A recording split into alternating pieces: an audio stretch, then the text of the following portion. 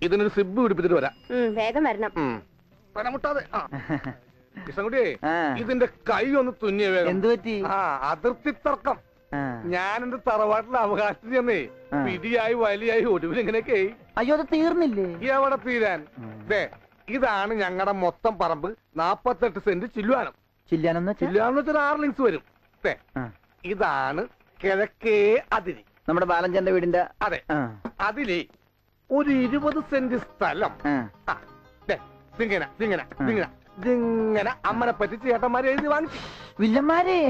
പിന്നെ ഈ കാണുന്ന 16 സെന്റ് സ്ഥലം അച്ഛന്റെ 16 നടത്താൻ വിറ്റ് തുളച്ചി. പിന്നെ ഈ 18 സെന്റ് സ്ഥലം മൂത്ത പെങ്ങളുടെ കല്യാണത്തിന് അമ്മയെ മുറിച്ചു വെച്ചു. അത് പെങ്ങളുടെ കല്യാണത്തിനല്ലേടോ? അവിടെ എടുത്തേ, അത് കേസിൽ കിടന്ന പറമ്പാണ്. അതെ, ഇനി ഞാനും 2 പെങ്ങന്മാരുണ്ടേ. പെങ്ങന്മാർ ഇനിയുണ്ടോ? തന്റെ പെങ്ങന്മാരെന്താണ് പറമ്പ് നിറഞ്ഞു നിൽക്കണ?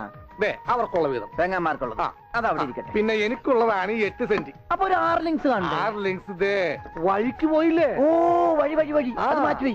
ബാക്കി 8 സെന്റിൽ തനിക്കൊരു വീട് വെച്ചൂടെ? എങ്ങനെ വീട് വെക്കാൻ?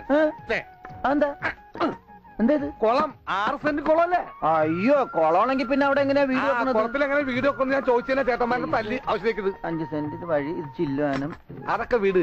എന്റെ അളിയൻ വന്നെന്ന് കേട്ട് അതാ ഞാൻ ധൃതി പിടിച്ചിട്ട് പോകുന്നത്. നീ കണ്ട കൃഷ്ണൻകുട്ടി?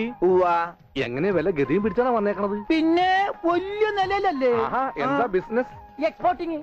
മുണ്ടില്ലേ, മുണ്ട്, അതിന്റെ എക്സ്പോർട്ടിങ്. കല്യാണ ചെറുക്കം മുതൽ പ്രായമായ അപ്പൂപ്പന്മാർക്ക് വരെ മുണ്ട് എക്സ്പോർട്ട് ചെയ്യും. ദൈവമേ, എക്സ്പോർട്ടിംഗ് ആണ്. അപ്പ ഇമ്പോർട്ടിംഗും കാണും. വേഗം ചെല്ലി, ഇല്ലെങ്കിൽ ഇമ്പോർട്ടിംഗ് നടക്കും.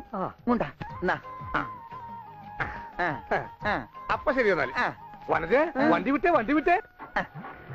ഒരാളെ ഒരു അപകടത്തിലേക്ക് പറഞ്ഞുവിടുമ്പോ എന്തൊരു മനസമാധാനം അറിയാമോ? ഈ അതിർത്തി തർക്കം വന്നാലുള്ള കുഴപ്പമിതാ. ഈ കുളത്തിൽ എങ്ങനെ വീട് വെക്കണത്? ദൈവമേ, പോലീസുകാരന്റെ തുണിയിലാണോ വീതം വെച്ച് കളിച്ചത്? ഓമനക്കുട്ട.